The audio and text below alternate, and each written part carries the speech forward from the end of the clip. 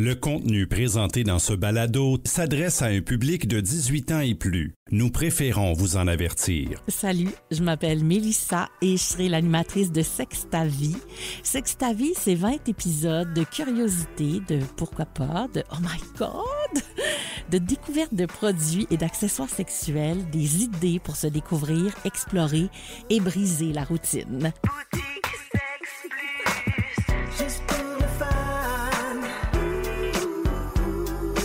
Sexe ta vie, une présentation de vos boutiques Sexe Plus. Stimulez tous vos sens et découvrez de nouvelles dimensions de plaisir. Ici Mélissa Dion-Deslandes. Dans cet épisode, on parle de l'entretien des accessoires sexuels et l'importance d'une bonne hygiène. Ça, on va suggérer, supposons le Lilo, parce que c'est celui qui contient le plus de particules auto-nettoyantes. Donc, on va vaporiser dans l'orifice de l'accessoire, justement pour empêcher qu'il y ait une bactérie ou un champignon qui se forme. C'est super important. Ben oui. Puis, tu as parlé d'accessoires anal. Oui. Encore là. Encore. Ça aussi, encore plus. Oui. Là, mais ça demeure que chaque accessoire, peu importe ce que c'est, doit vraiment être bien nettoyé.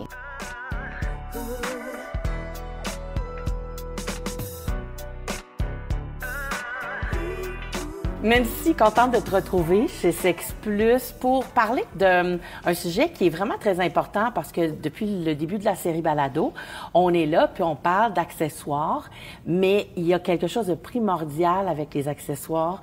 Il faut vraiment bien les entretenir. Il faut s'assurer d'avoir une bonne hygiène avec leur utilisation. Et je pense que tu as tous les conseils pour nous éclairer concernant ça. D'abord, est-ce que des jouets, des accessoires sexuels, ça a une date de péremption, premièrement? Non. Les accessoires, non. Ils n'ont pas de date de péremption. Puis, c'est pour ça aussi qu'on suggère toujours le nettoyant. Parce que c'est ce qui va prolonger la durée de vie, justement, de ton accessoire. Fait que c'est de mise. Mais en même temps, l'entretien vient avec. Tu sais, on va s'entendre, un accessoire, c'est un peu comme une voiture, là. Si tu fais faire tes changements d'huile, si tu l'entretiens bien, ben, elle risque de faire pas mal plus de kilomètres, un peu comme l'accessoire, tu sais. Ouais. Avec le bon nettoyant, le bon entretien, le bon type de rangement aussi. Oui. Tu vas le faire perdurer, là. Parlons du nettoyant, par exemple. Ça peut pas être un savon doux à la maison ou le savon à vaisselle, là. Non, absolument pas. Puis le savon à vaisselle, bien, j'aime ça que tu parles de ça parce que moi, souvent, quand je proposais le nettoyant, je disais aux clientes, écoute, on se lave les cheveux avec du shampoing, on fait notre vaisselle avec du savon à vaisselle. Bien, c'est ça. Chaque utilisation de nettoyant va avec qu'est-ce qu'on nettoie. Ouais. Fait que tu vas pas te nettoyer les cheveux avec du savon à vaisselle, évidemment. Donc, oui, c'est ça, c'est super important de joindre le bon nettoyant avec l'accessoire. Oui, puis le nettoyant, ça, peu importe l'accessoire, s'il est en silicone ou encore il est justement en aluminium, on peut le laver avec le même nettoyant. Ça n'a pas de conséquences. Oui, non. Contrairement au lubrifiant, où est-ce qu'il faut choisir le bon lubrifiant? C'est ça. Et qu'est-ce que tu nous proposes aujourd'hui comme, entre autres, nettoyant qui fait vraiment, qui est conseillé? Ben, en fait, ça, c'est des vaporisateurs. On a le SteriClean qui est fait par des médecins, en fait. Fait que ça, c'est très, très bien. C'est des antibactériens, c'est des nettoyants. La même chose avec le Lilo ici. Celui-ci contient un petit peu plus de particules auto-nettoyantes, donc il faut faire attention pour les personnes qui sont un petit peu plus sensibles au niveau du pH. Puis l'utilisation reste la même. On va vaporiser le produit sur l'accessoire. Je propose toujours aux gens, laissez le produit agir, donnez le temps. Oui. Tu sais, de tout, dans le fond, rendre l'accessoire humide. Oui. De l'envelopper avec le nettoyant, laisser agir, puis ensuite de ça, on fait un rinçage seulement. D'accord. Tout simplement. Puis on laisse sécher à l'air? Oui, on laisse sécher à l'air.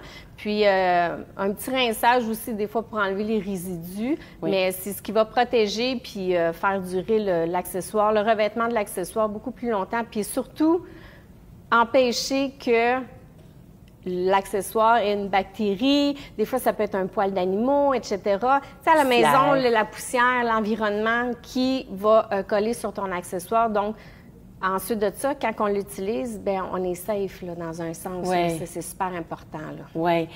On parle d'accessoires. On parle de tous les accessoires, autant les bottes plug que justement les vibromasseurs ou encore, par exemple, la flashlight pour l'homme. Oui, c'est ça.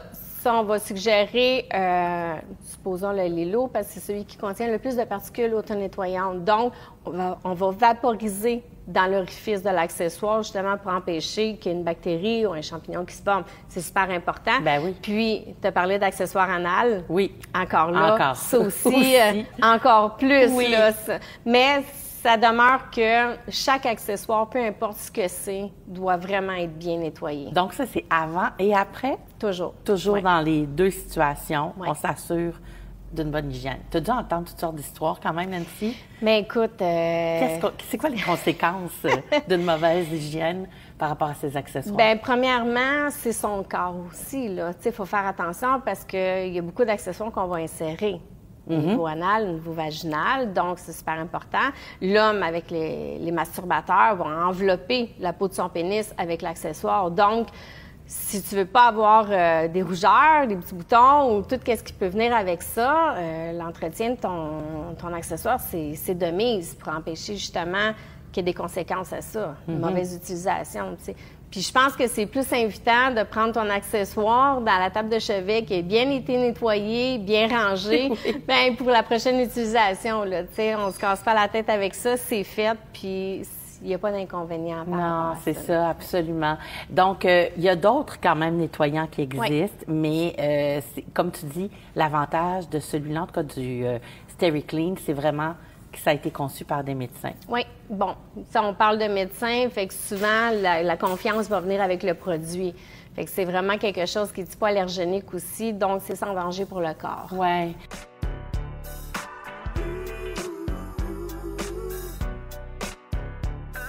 C'est notre rendez-vous minute avec Lauriane Hélène Gauvin, sexologue.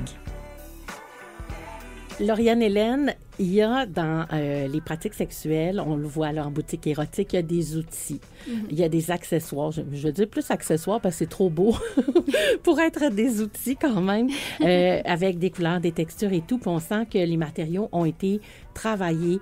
Puis on le disait en boutique, là, c'est plus ce que c'était, là, parce qu'au début, on faisait pas attention justement au contenu des ingrédients qui étaient là pour composer les accessoires. Maintenant, c'est vraiment bien fait. Il y a encore parfois même des gens qui vont utiliser autre chose que des accessoires. Il y a quand même un certain danger à ne pas utiliser les bons outils ou les bons accessoires. Et puis, c'est super important de bien les entretenir. Parle-nous un peu de ça parce que c'est un chapitre qui est vraiment important. Tout à fait. Bien, en fait, les mesures d'hygiène pour les organes génitaux, c'est vraiment important. Tout d'abord, bien, tu sais, déjà de base, avant même de parler d'objets sexuels, il faut dire aussi que les femmes n'ont pas besoin de se nettoyer avec du savon parce que c'est déjà très irritant et ça débalance le pH. Fait que le Vagisil, mais ça sert à rien. Là. C'est pas censé sentir une fleur, un vagin, c'est censé sentir un vagin comme un pénis, c'est censé sentir un pénis, puis on voit pas de pénicile sur les tablettes. Tu sais? Fait que je vois pas pourquoi est-ce que ce serait différent. Un vagin, c'est auto-nettoyant, puis moi, c'est déjà quelque chose que je voulais déjà enseigner à mes enfants, puis c'était clair comme de l'eau de roche. Là, on a même une petite chanson thématique par rapport à ça. Mais voilà. Je serais curieuse. Ah oui? Oserais-tu? Ah ben oui, je peux y aller. Vas-y. OK. Alors, faut pas se laver la vulve avec du savon. C'est auto-nettoyant une vulve, alors faut utiliser de l'eau. Fait que ça, c'est la génial. chanson d'Espresso. Fait qu'on donne les crédits à Sabrina Carpenter, elle sait pas, mais elle a un hit avec. Avec mes enfants, puis moi, quand on fait la... Fait que mes enfants, ils savent déjà. Fait que ça, c'est important de s'en rappeler pour pas justement débalancer le pH. Fait que là, on s'entend qu'un jouet qui est partagé ou que justement dans un contexte de sexualité, ben ça peut venir aussi débalancer le pH si c'est sale ou qu'on l'entretient pas. Oui, c'est ça. Fait que ça, c'est important pour éviter les infections puis d'être inconfortable finalement dans la zone génitale, surtout que c'est une muqueuse. Fait qu'une muqueuse, c'est super sensible, de même que l'intérieur de la bouche, on va dire que l'hygiène buccale est importante à cause de ça, bien, tout à fait. Fait comme, il faut faire attention à nos zones érogènes, nos zones muqueuses, puis tout ça. Oui, et t'encourages, tu parlais, bon, de pas mettre savon, là, dans le vagin. Pour les hommes, c'est aussi de l'hygiène comme ça, ou est-ce que là, on ajoute du savon? Est-ce qu'il y a quelque chose de proscrit? Mon Dieu, un pénis, c'est pas auto-nettoyant. Là. Fait que, un pénis, ça se nettoie.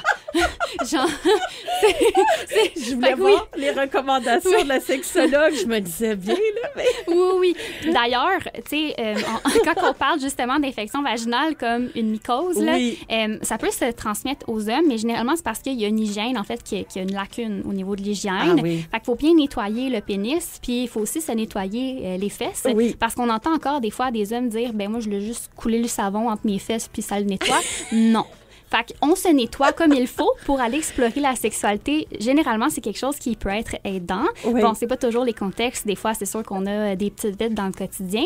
Mais bon, pour ce qui est des objets sexuels, qu'on peut justement nettoyer aussi au quotidien, c'est important de le faire après chaque utilisation pour s'assurer de ne pas débalancer notre pH puis de prendre soin de notre santé sexuelle. Oui, prenons les bons produits, les bons accessoires. Exactement. Il va falloir que tu fasses une chanson là, pour le savon qui coule entre les fesses, Lauriane-Hélène. On le savait parce qu'on en a jasé dans les précédents podcasts, mais est-ce que du fait qu'il n'y ait plus de piles à l'intérieur des accessoires, on est rendu avec des piles rechargeables, il y a quelque chose d'un peu plus sain au niveau de l'hygiène? C'est moins compliqué? Tu sais, les risques, il n'y a pas de batterie de piles qui vont couler ou tout ça? Beaucoup moins qu'avant. Oui. C'est sûr qu'on a encore un petit peu d'accessoires à piles, mais il n'y a pas de risque. Là. Beaucoup moins. Parce que les orifices aussi des accessoires où on va brancher, parce qu'il y a beaucoup d'accessoires rechargeables. Hein. Je te dirais qu'au-dessus de, mon Dieu, 80 sont tous rendus comme ça. Puis, quand on retire le fil, c'est très étanche. Donc, c'est ça. Il y a beaucoup d'accessoires aussi qui sont étanches aux éclaboussures puis aussi submersibles. Donc, tu peux y aller, là, tu peux vraiment là, mettre beaucoup de ton nettoyant sur ton accessoire. Fait qu'il n'y a pas de danger là, que ça endommage. Puis, est-ce qu'il y a des gens pour qui, même en utilisant le SteriClean, tu sais, ceux qui sont plus sensibles aux infections et tout ça, est-ce qu'ils peuvent utiliser les accessoires? Est-ce que ça vient vraiment comme faire une barrière ou il y a des gens pour qui ça va toujours être un peu plus compliqué? Bien, il faut faire attention parce que c'est sûr qu'il y a des nettoyants qui sont justement pour les peaux plus sensibles, les personnes qui ont un pH plus fragile, plus sensible au déséquilibre. Oui, c'est ça. Mais ça, avec les conseillères, souvent, ils vont suggérer vraiment le bon nettoyant pour les accessoires que vous allez utiliser. Puis, le nettoyant, là, tu sais, puis on parle de ça comme un essentiel. Ça se situe entre combien à peu près? C'est une vingtaine de dollars en moyenne. Oui, c'est ça, puis ça dure, là, quand même. Oui, ça, il n'y a pas de date de péremption sur les produits nettoyants parce que ça demeure un savon, si on veut, pour l'entretien. Donc, on peut l'utiliser vraiment longtemps. C'est sûr qu'on va suggérer aux gens, tu sais, quand ça fait 2 ans que tu l'as, ton nettoyant, va t'en procurer un nouveau. Oui, c'est ça. On ne prendra pas de chance. Puis, tu sais, je reviens à ça parce que c'est une des questions qui m'a été posée. Il y en a qui ont, mettons, un vibrateur pendant 10 ans. Oui. Ça se peut-tu, ça? Ça se peut. Oui, ça se peut. Absolument. Oui, on peut juste avoir confiance, ça fonctionne, puis il n'y a pas de problème. C'est tout. C'est pas plus compliqué que ça. Puis c'est aussi, encore là, je reviens avec les nettoyants, quand ils sont bien nettoyés, bien entreposés, tu sais, dans la petite pochette, on propose la pochette satinée aussi pour ranger les accessoires. Fait que ça les protège aussi de l'environnement, la poussière, etc., le poids d'animaux. Donc, oui, ça peut durer très longtemps, un accessoire, là. Puis quand tu parlais d'entreposage, dans la petite pochette, là, tu as parlé tantôt de la table de chevet, mais il y en a qui peuvent pas mettre ça là, parce qu'il y a des fouilleux. Mais ça, c'est sûr qu'il y a des fouilleux. On entend toujours des histoires. Tu sais, les enfants vont fouiller, etc.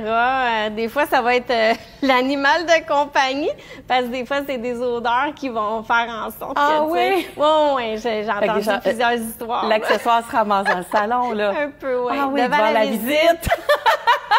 Le classique. Le classique, pour vrai, hein? Fait qu'il faut se trouver des meilleures cachettes. Oui. Est-ce que c'est vrai, Nancy, que c'est préférable de ne pas ranger plusieurs accessoires de silicone ensemble? Oui, absolument. Parce que le silicone, il y a une espèce de réaction chimique qui se produit. Puis si tu as 2 accessoires en silicone, ils risquent de se souder. C'est ça. C'est une réaction chimique qui fait en sorte que les 2 accessoires se soudent. Ça peut faire aussi l'effet un peu d'une gomme ballon, là, si tu veux. Là. Fait qu'on endommage 2 accessoires. Tu sais, les pochettes, là, c'est pas très coûteux, là. Puis on suggère chaque accessoire avec chaque pochette, rangé de façon individuelle, justement pour préserver la qualité, là, puis l'enveloppe de ton accessoire là, vraiment plus longtemps. Là. Wow, OK. Merci, Nancy, pour tes conseils. Ça fait plaisir. Lauriane Hélène, on parlait de l'hygiène, à quel point c'est important de prendre soin de nos accessoires. Il y a des choses à savoir quand même sur les accessoires en prévention. Tout à fait. Bien, surtout au niveau des ITSS, souvent on va penser que des jouets, ça ne transmet pas nécessairement. Il faut dire que c'est au niveau, en fait, des sécrétions là, du corps où est-ce qu'il y a les ITSS. Par exemple, la chlamydia, ça va être dans les sécrétions vaginales ou ça va être justement par le précum ou justement le pénis puis l'éjaculation. Fait que c'est sûr que c'est de muqueuse en muqueuse aussi. Fait que généralement, les objets vont toucher la muqueuse. C'est important que si, par exemple, on utilise des jouets pour un one night, bien, ça va être de mettre un condom, par exemple, sur un vibrateur ou un pénis, là, finalement, en jouet, pour éviter la transmission d'ITSS. De même que ben, si on a justement une ITSS et qu'on utilise un jouet, ben, généralement, il faut le remplacer pour s'assurer qu'il n'y ait pas une transmission des ITSS. Oui, donc là, la responsabilité revient vraiment à la personne. Ben oui, tout à fait, comme dans n'importe quelle relation sexuelle. Hein, puis même pour les femmes, le sexe oral, là, généralement, en fait, il faut faire une digue dentaire, que ça s'appelle. Je ne sais pas si tu connais ça. Non, vas-y. OK, c'est en fait, généralement, comment on fait une digue dentaire? On peut prendre un condom qu'on va couper puis qu'on va insérer. En fait, on va l'étendre comme une feuille de papier, là, finalement, sur la vulve pour pouvoir avoir du sexe oral, puis que, justement, on soit protégé des ITSS parce que ça se transmet de bouche à vulve. Donc, c'est important aussi, ça, de bien considérer là, que ce n'est pas abject de transmission quand on a du sexe oral. Oui, mais il faut se préparer quand même, là. Il faut avoir tout ça sous la main. Bien, généralement, pour ça que le condom, s'il est là... Oui, c'est ça. Déjà, ça enlève une chose sur la liste de choses. Voilà. Mais quand même, il faut, dans le feu de l'action, ben oui. s'y donner. Là. On fait du DIY pendant la sexualité. Exactement. On a des ciseaux de construction. C'est parfait. C'est merveilleux. Merci, Lauriane Hélène. Sexe ta vie, une présentation de vos boutiques Sexe Plus qui vous offre une sélection d'accessoires et produits de qualité soigneusement choisis. Visitez l'une de nos nombreuses boutiques pour une expérience personnalisée ou explorez le sexplus.com pour découvrir de nouvelles dimensions de plaisir. Sexe ta vie, une production M105.